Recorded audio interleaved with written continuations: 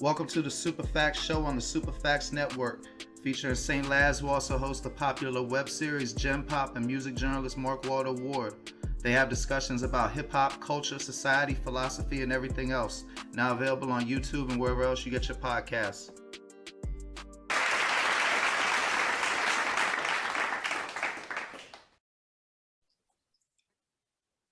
What up, world? It's your boy Mark Walter Ward, Super Facts Show, Super Facts Network. Today we got Def Jam Saint Bodhi with us. How you doing today? Hey, how are you? I'm doing good.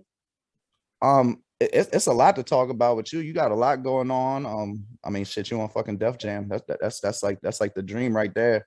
But in the bio it said that you did writing collabs with ASAP Rocky, Kevin Gates, Jaden Smith, etc.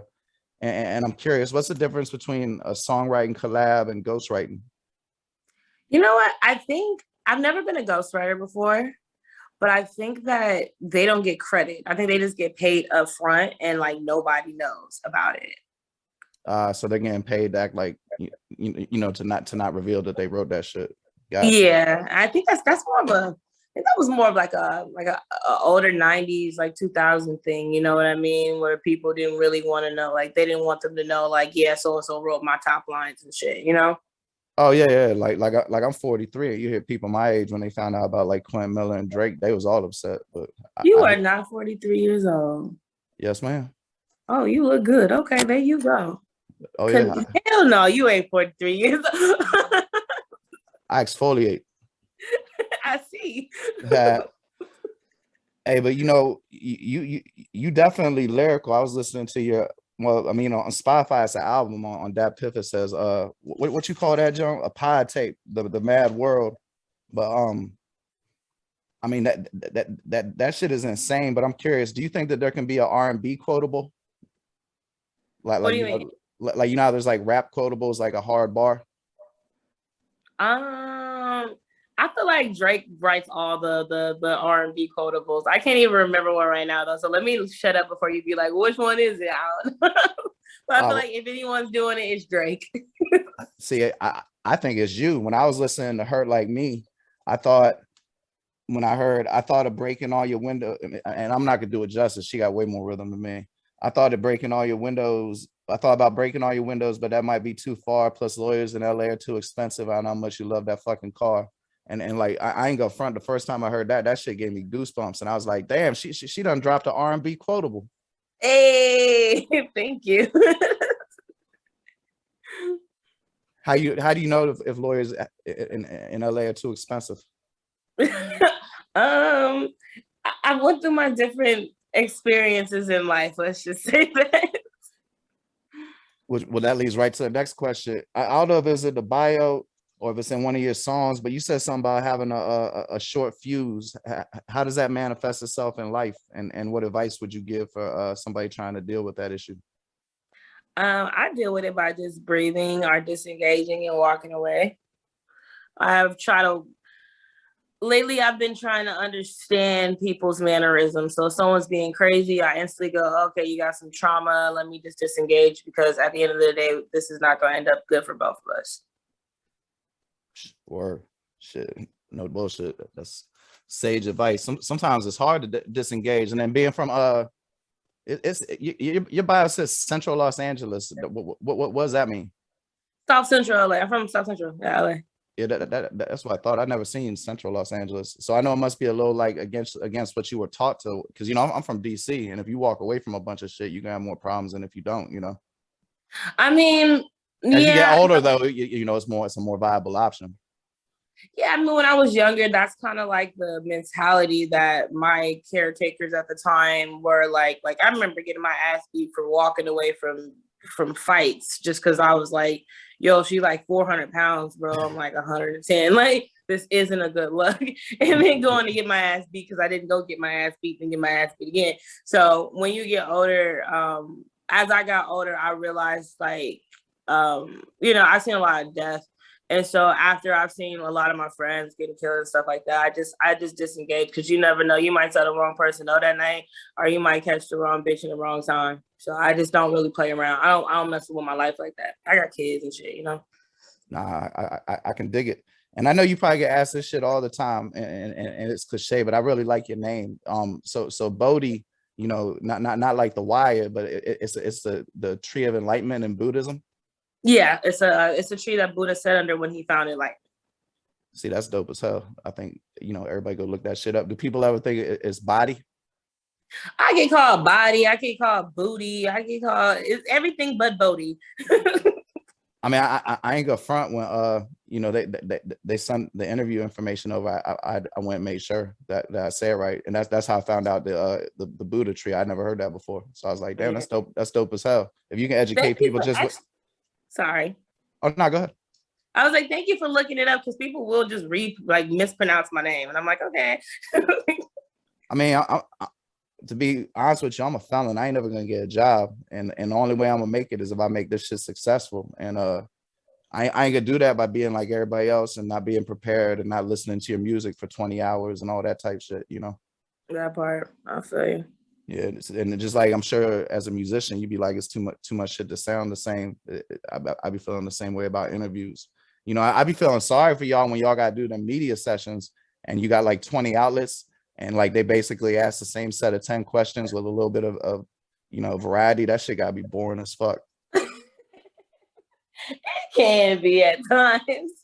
That's why you gotta switch it up a little bit. You start switching up the answers, like, you know, just give a little piece by piece. Like piece of this part of my past, piece of that part of my past. Make it fun.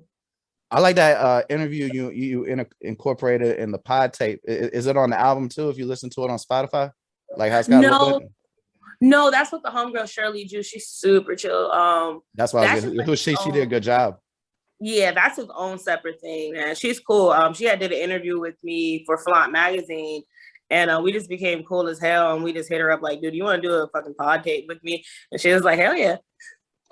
Oh, okay. So you released the album, and then that's her like doing a podcast of the album while still having the album. Oh, that's dope. Yeah, man, you creative as shit. So speaking of which, that must be why you came to Marvel's attention. R.I.P. Chad Boseman.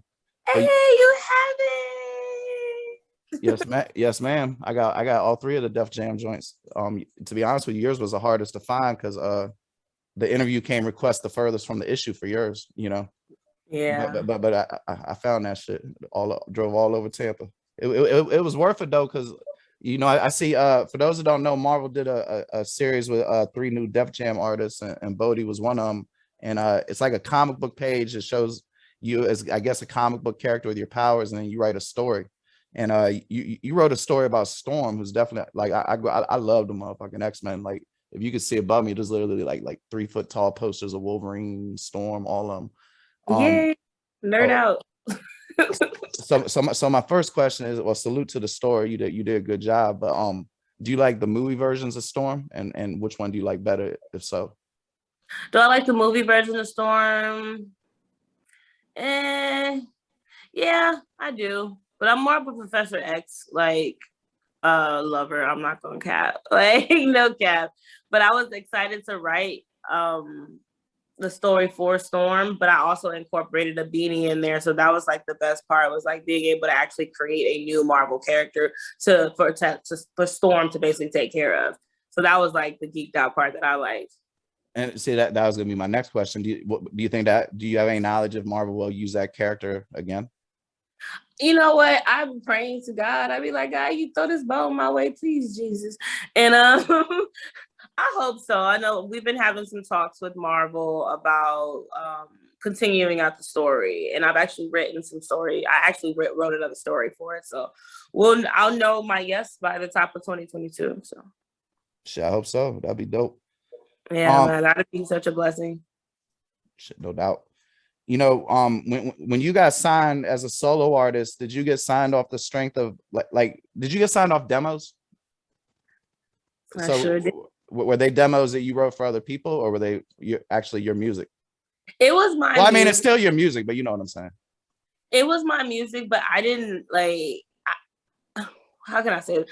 I was trying to pitch all the music, so I was coming from my gut. you know, when I was writing, I was in the rat race trying to get signed. Well, trying to get a publishing deal. Actually, I didn't have any intentions on getting signed as an artist. And during that ring around with my pub situation, I ended up getting hit up by a couple labels. Def Jam was one of them, and I already had a collection of music, and I came to Def Jam with an album already done. That's what's up. I kind of had a feeling because one of them songs on the Mad World album, I kind of felt like you were writing it for somebody in particular. And I'm not even talking about the Sweetie, the John that you were gonna try to place with Sweetie, but they told to keep for yourself. But you know, that Mad World freestyle, you crush that shit. But I'm curious, like I could tell you more of a real person, a regular person than people I usually talk to in the industry. So like, I feel like I can ask you some different type shit. So how did you describe what you wanted to be in the video to the animator? Like, how does one go about that? That's just hella creative. For that Grand Theft Auto arena, yo, I'm not gonna even cap. The homie did that. The homie Salva, he's like this crazy ass DJ. Like, he created that one morning and sent it to me, and I had no fucking idea he was doing it. And I'm just like, bro, like he sent me clips, and then after he sent me that, then that's when we went back and forth of what, you know, what was right or not. But Salva made that. He created that idea. There, he like a genie in your inbox then. Yeah, so I was crazy. But then so that's for the freestyle. But then for the Mad World actual trailer, that's something that I did work on with the partner Lucas, and we wanted to do that because I play video games, so they were trying to figure out how to incorporate my video game world into my music, and they basically just took my life of running from bullets and being in that all that bullshit in the Bodhi tree, and that's how they created that whole trailer. If you're talking about that trailer, I don't know which one you're talking about. Now I was talking about the Grand Theft Auto. I mean, I looked at everything and I didn't see the trailer, so. The trailer looks like a Grand Theft Auto too. I think that's where the homie Salva got the idea from. I think he was just kind of bubbling off of it. Got you. I'll definitely check that out. I mean, like this ain't just no shit I'm saying on a podcast. Like, I love your music. My wife love your music. We definitely gonna, you know, as long as you're gonna release music, I'm gonna be listening to it. Speaking of which, I don't know if you saw, I posted Her Like Me on Dirty Glove Bastard with the acoustic version, and you got a couple of acoustic versions of your song, which is, I mean, I don't even like labels, so I won't even call you a rapper. You're just a talented musician in many different ways. But what motivated you with the acoustic sessions? I wish more people would do that. It was an idea that Yolanda, she's a friend of mine, and she asked me if I would do something like that, and I was like, yeah. And I'm like an earthy, like if you look at my house, I got plants and shit everywhere. So we just decided to make sure that it looked like earthy, like my energy. And we just did a whole album of acoustics. It seemed like you got a lot of energy. Has anybody ever told you that your energy is too much for them? I could see some people being, how could I say it? Intimidated by your abilities.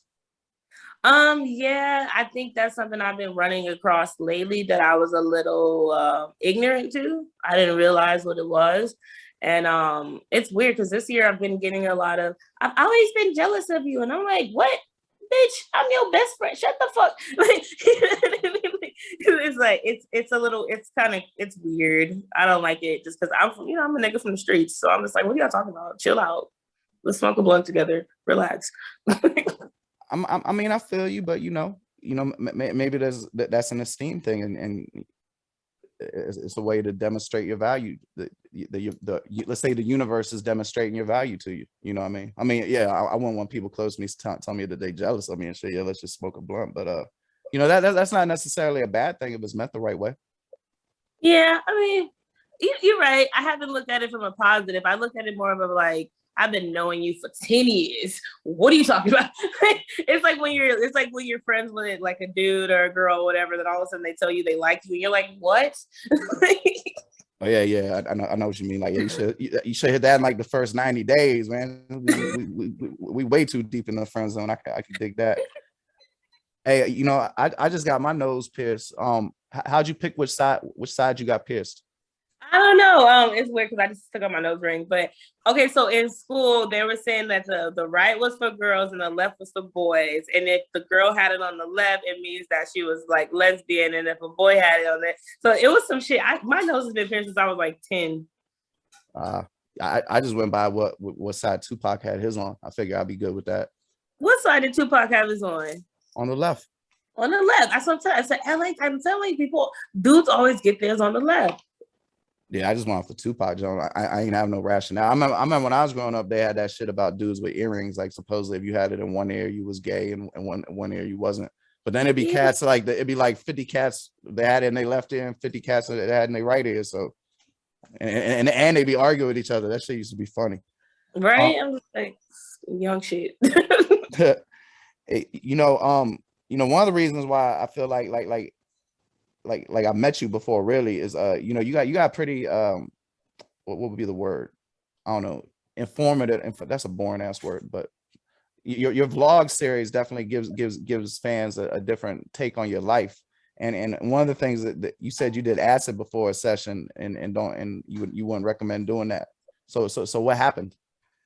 I had a bad trip. I've had a couple bad acid trips, but I remember having this one bad acid trip, and I hate popping cherries with people on acid. And the homeboy wanted to do it with me, and this motherfucker was sitting in downtown LA. You know, you've been in LA, right? Oh no. Okay, so we have like these high rises where the outside is like a patio, but there's like these steps that go outside of the building that you could just leap off that motherfucker if you really wanted to. And I'm gonna jump. And that just triggered my bad acid trip and everyone else's acid trip. And it was just a downhill spiral from there. Heart beating fast. We don't know what's going on. I'm still trying to stay focused to this motherfucker, but at the same time, I'm tripping. And it was just too much. I'd rather do shrooms. Man, me too. I fuck with psychedelics. I've always been scared of acid. Like I ain't never done it. I've only done it like twice. I've never done enough because I'm so scared of having a bad trip. And then like I did the DMT shit and like I fought it. Like I didn't go under. It ended up being what's the name of it? It was Maze Runner. We was watching fucking Maze Runner and like they was looking like lizard people, but I didn't go to like no other world or nothing. I ain't never been to no other world off acid. I'm not gonna even cap. Like, this was the DMT. That shit that you like see like the machine elves and all that shit. Like they be talking about on like them. Oh, I ain't never tried no DMT. I heard of DMT and I feel like I'm so spiritual that I see some shit and I just be like, nah, this ain't it. Well, they say like don't fight it. If you hit it deep enough, you'll be like out of your body. But like, you know, I was around people I don't know, so I wasn't comfortable with that shit. You know, that ain't sound good, but right. I don't even know you and I'm out of my body. Hell no. You know, another thing you said on the vlog series, I forgot which song, but you said you were happy how well you got to match your voice with the song's emotion. And I'm curious, what advice would you give someone, an artist who's struggling to match their voice to the emotion of like, let's say an instrumental? What really, really, really helps me is starting from scratch. So I know if I'm working with a producer or if I'm just fiddling around with a piano, if I just start with that one instrument, I could sink myself into that record. And then every instrument around that, you know, every instrument around my vocals. Now my voice is the instrument. Everything else has to fit with me now. Got you. Your voice like the Giannis and shit. Yeah, you gotta it's that instrument. Word, I can dig it. You know, I really fuck with Flower Child. I'm curious, has anyone ever compared it to Hey Ya to you? What's Hey Ya? The Andre 3000 song, Shake It Like a Polaroid Picture. No, but I fuck with Andre 3000. Because it reminds me of it because like the melody's all happy, but when you really listen to it, the lyrics are a little bit darker. You know, like, you know, Hey Ya's like, don't want to meet your mama. You know, it's really about how he don't want to date the girl. You know what I mean? Yeah. I love Andre. No, I never got that comparison before though. That's dope. Yeah, nah, I definitely had that feel. So from the Mad World album, how true is the first verse of Brand New? Are people approaching you to join credit cards, theft rings? That was a situation that happened before I was signed. And that sounds like some LA shit. It is some LA shit. They be in Chicago doing that shit too, but it was a situation where I was just, before I got signed, I was down bad, man. And I ain't had no money, so I had an opportunity, and someone told me just to stay focused. I ain't do this shit, but it was like a weird situation because I'm like in all these studios with all these famous people and shit, and I'm just like, nigga, I can't even feed myself. Y'all niggas eating, nobody know I'm broke. You know what I mean? And so it was an opportunity that came up, and then I wrote brand new.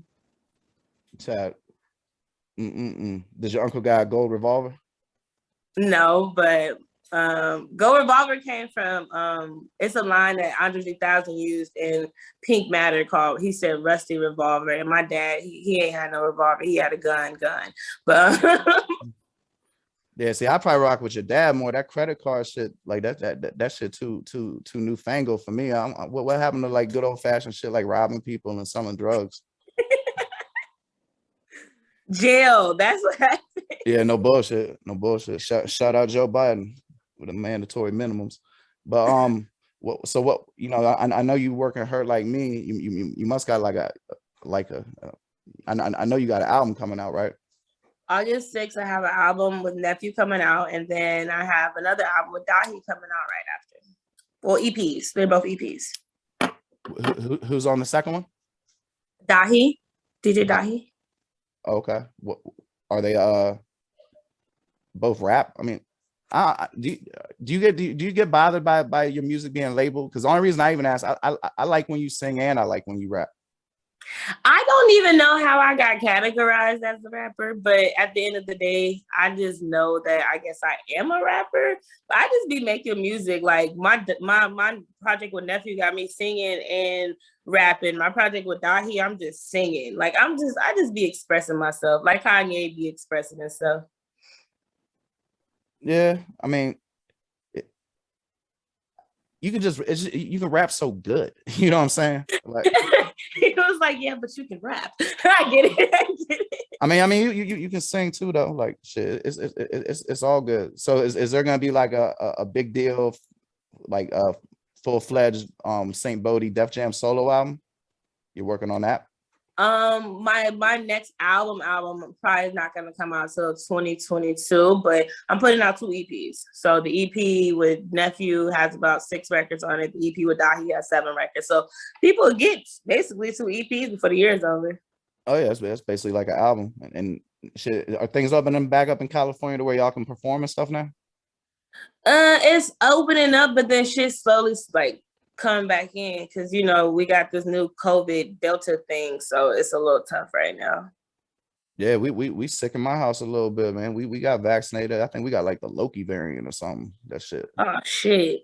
Yeah, but we be all good. It seemed like you know only people with health problems get like really sick. Like asthma and stuff like that. I know, man. Yeah, we don't got none of that shit. I don't know if I keep sneezing, I'm gonna go get me a COVID test, but You probably got out. I be taking zinc and shit. I should be all right. You are. I rebuke it. I rebuke it in the name of Jesus. Thank you. How did that affect you? Because it seemed like it was worse in California for people. I'm so anti-social anyway. Like at first it was bothering me because I didn't, you know, my album didn't release when I wanted to, and I missed like some really cool like shows I wanted to do, but I don't be bothering people anyway. So I was just making music. Like, let's write this shit out. Can't do nothing about it. Yeah, no bullshit. You damn sure can't do nothing about it. And I mean, that's all I got, but I still want to talk to you. If I know you've been disengaging, I would have came up with some more questions. I listened to everything mad times. Oh, good. No worries. I actually have another. They want me to do another one at 3:00. So it's cool. It's right on time. Okay, I can dig it. Well, then I'm gonna take a page from a podcast I listen to. What's been your favorite part of this interview? Your energy, and you just seem chill, and I like all your bobbleheads. Thank you. Those are little Funkos, but yeah, the Killmonger Johnson's bobbleheads. These guys are still though. I got some, but mine came so small, and then I bought the X-Men one. That's the Dorbs. They're the little Jones. Let me see. Oh, those are so cute. Yeah. Sorry, I'm starting a collection. Oh yeah, I mean, I know they got some Storm joints. I have a storm one. She's my favorite one. She looks all strung, but her head bobbles. It's a Funko, but her head bobbles. Yeah, a couple mine bobble, Killmonger bobble. Not the ones that bobble be more valuable in the long run, but they lose all value if you open them. Yeah. She probably ain't got no damn value to her no more. But yeah, I mean, no, yeah, they got value to you. Like I don't buy shit to collect. I mean, I buy shit to use it. You know what I mean? Not to keep it in no plastic or nothing. Like I read your Black Panther. Really? Yeah, of course. My dog chewed up my Black Panther cat. I was so mad. I was like, oh my God, I have to order a new one now. I'm like, bro, come on, yo. Hey, you better step lively with that. There's like 2 copies on Amazon, $10, $5 shipping. I don't know, dude. It's the worst. Like, well, I think my grandparents are a big fan of mine, so they just be buying a whole bunch of shit in bulk. I know they probably got like 4 of them stashed somewhere, knowing them. I know they do. Word. Well, shit. Don't let me keep you from your 3 o'clock interview.